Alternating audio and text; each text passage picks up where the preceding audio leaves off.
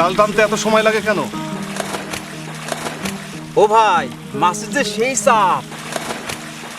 এবার দেখি জামাল ভাইয়ের পুকুরে অনেক মাছ। আরে বেশি মাছ তো হওয়ারই কথা। কেন, জাদু করছো নাকি? জাদুর কারণেই তো এত মাছ। ভাই, কি জাদু করলে? আমাদের আল্লাহ শিখাও।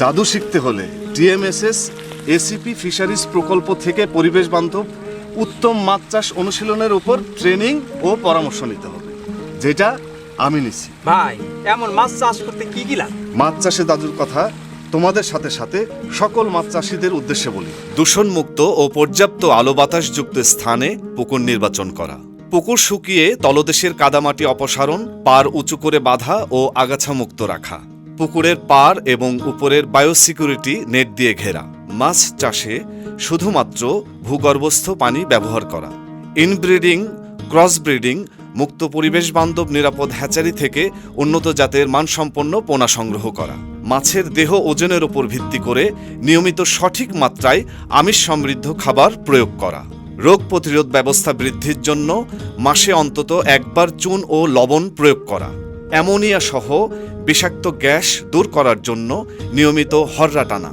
মাছের খাদ্য ব্যবস্থাপনা, বৃদ্ধি নিরূপণ ও রোগবালাই পর্যবেক্ষণের জন্য নিয়মিত নমুনায়ন করা, মাছ চাষের ব্যয় ও আয়ের হিসাব খাতায় লিখে রাখতে হবে।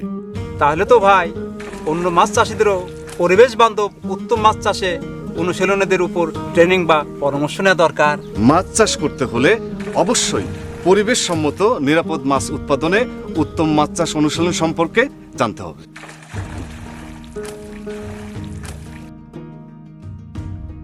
আসুন আমরা সবাই মিলে পরিবেশ বান্ধব উত্তম অনুশীলনের মাধ্যমে মাছ চাষ করি, স্বনির্ভর বাংলাদেশ গড়ি।